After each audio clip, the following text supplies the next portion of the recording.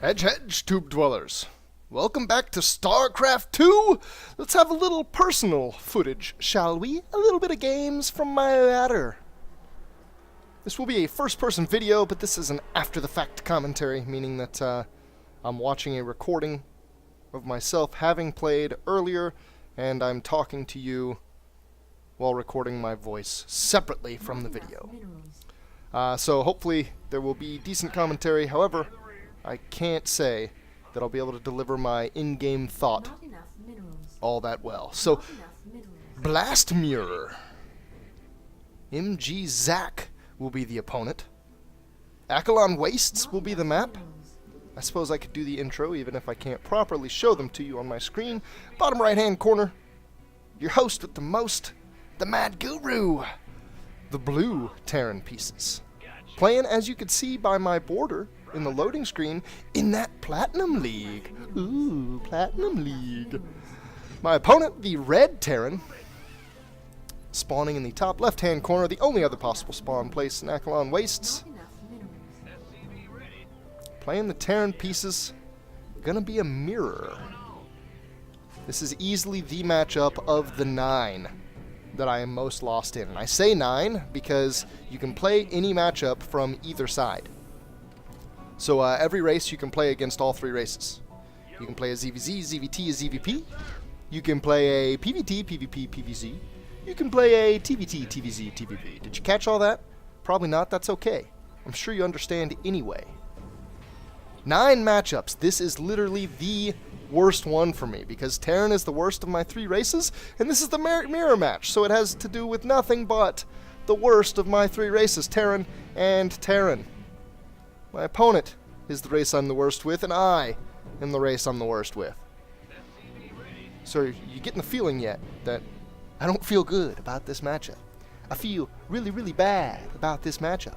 So on top of me feeling bad about this matchup, let's talk about Platinum League. So I was in Gold League for a little while, and I did almost exclusively aggressively cheesy builds. I did Banshee mostly. I think I did a little bit of other stuff, though. I did some Hellion and Hellbat drop stuff. I'm not sure I ever had a video of any of that. A lot of times that just works out in a goofy kind of way. Oof! An SCV goes down trying to build a supply depot. I did trap his SCV in, but that really just serves to delay my expansion because I am going gasless here and with a fast expand, which brings me to the point I was getting ready to make. In Gold, I felt like I had a fundamentals advantage over pretty much everybody I played, and I felt like if I just did anything where I got in their face, I could probably start to get advantages over them pretty quickly. So I did early aggressive builds like Banshees, like, I don't know, stem timing pushes, just any kind of early pressure I could do. And I felt like I could just pretty quickly take an advantage and then take a fast game. And hoped to get out of Gold very quickly. It actually took me longer than I expected to, but I did get out of Gold. Now in Platinum, and even more so in Diamond, which I'm starting to face more and more Diamond opponents being in Platinum, I feel like I might be a little bit more on level. Oh, a Reaper just went into my base. It looks like I'm not quite aware of it yet. I just saw it. Oh, Reaper, there's a second SCV kill. My God. This Terran is picking me apart. Tell me he's not going to get a third. Please, God. No, I'm just going to leave that third hanging over there, or he'll get picked off easily.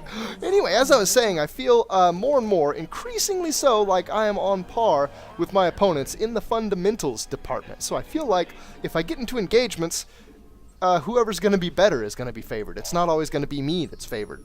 So I tend to ease off of the aggression a bit, and I do this with the other races as well. When I was Protoss, whenever I started facing master players, I started playing really defensive. I started going heavy in the macro department, and I feel like ultimately the macro is the more sure way to get an advantage. It's the way that over a player of equal skill, if he's going aggressive and you're going macro, you'll have a defensive advantage, and it should be the more certain way to acquire an advantage in the game.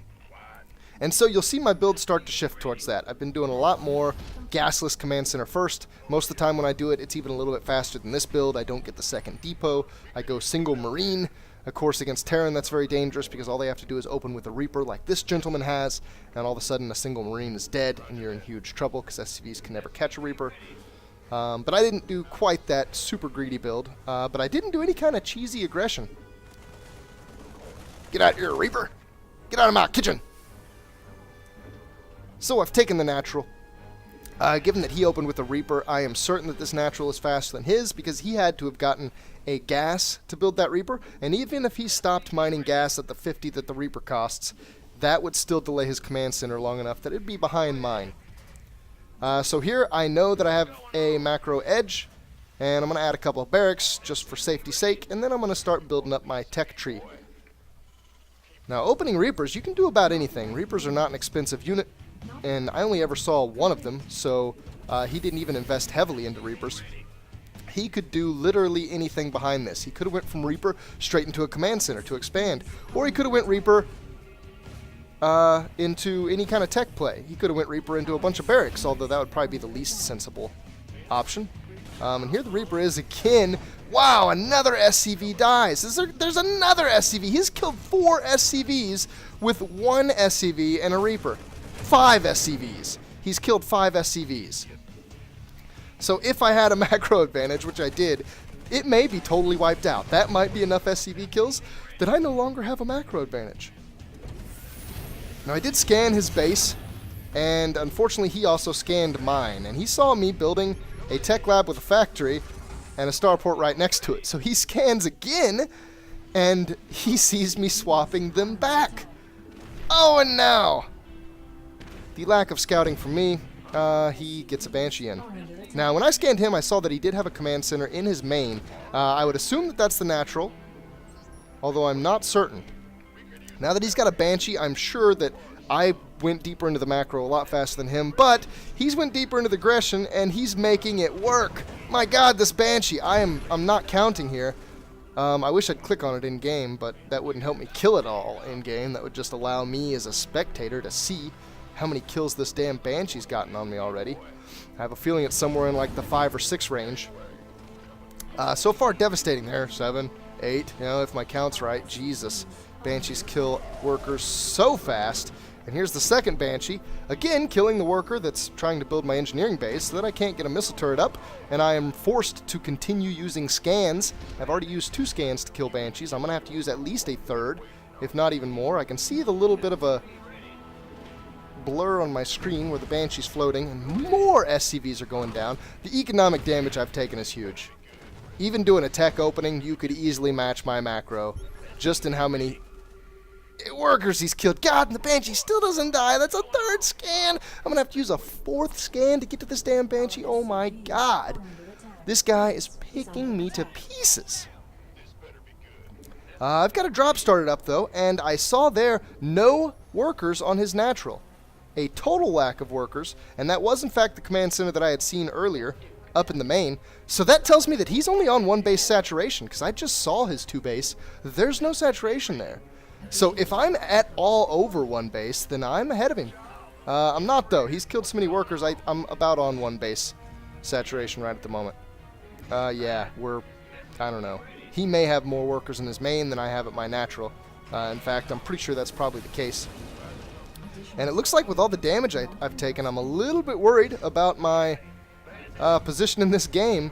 I'm going to move out across the map. So he went deep in the tech. A lot of times if he spends a lot of his gas in the tech, he's not spending it in other places. This may mean that I've gotten a tank advantage. I didn't get tech fast, but when I did get gas, I went straight to the tanks. I got a factory out pretty quick, and I got 2 tanks. If I have 2 tanks, maybe he has none. I also have this medevac, and I saw that he has medevacs, but I'm hoping that I'll be able to use a little bit of double-pronged action here to confuse him. And I do have stim. Oh, I'm going to move up. I'm going to take a tank out immediately. I got some nice shots on his Marines, too. So killing a tank, that's an awesome win.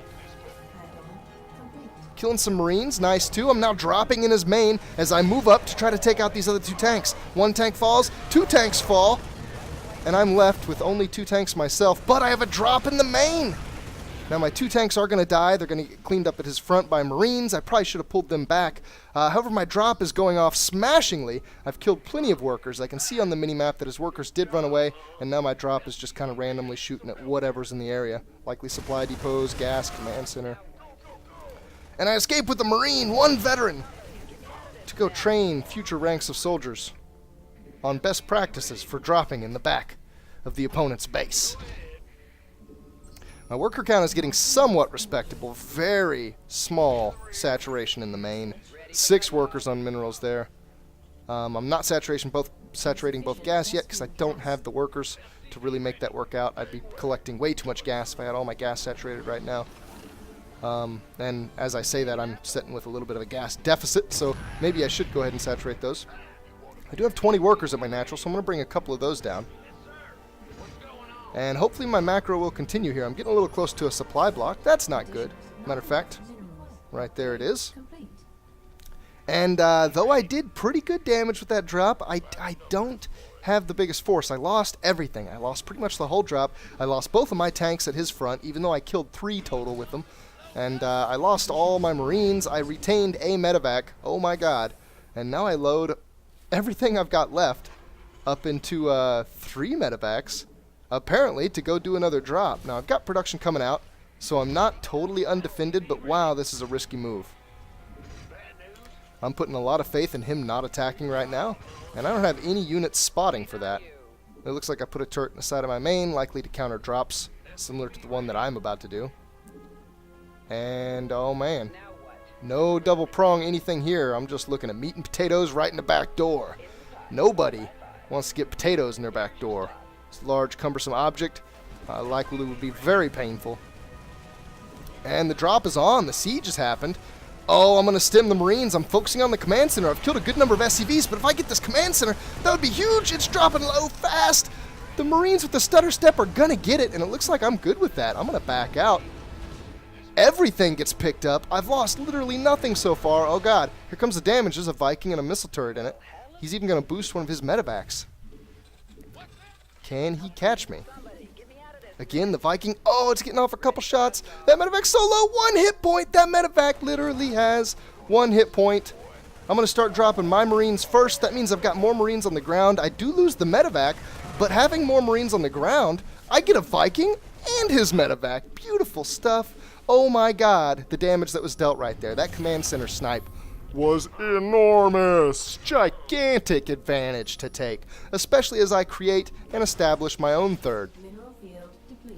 I likely just put him in a situation similar to what I felt just a short time ago. The feeling that I probably need to push and get some damage done. He's scanning my backside there. That's a good indicator of wanting to drop. That actually looks like it's a scan on the 3rd base. Looks like he expected me to take my 3rd over there. And I hope that I've tricked him in not seeing the 3rd there. It looks like I do expect to drop, though. I've moved some Marines to the back of my base back there, while I establish the 3rd on the other side.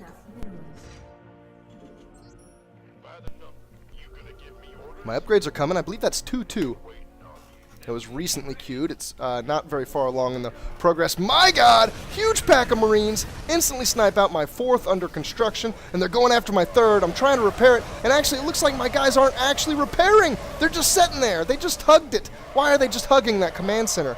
My god. I could have saved that if they were actually on a repair command, but they weren't, and he snipes my 3rd. You dastardly little bugger. Looking at the minimap, I can see a big block kind of towards his 3rd base on his natural. Looks like it's on the low ground.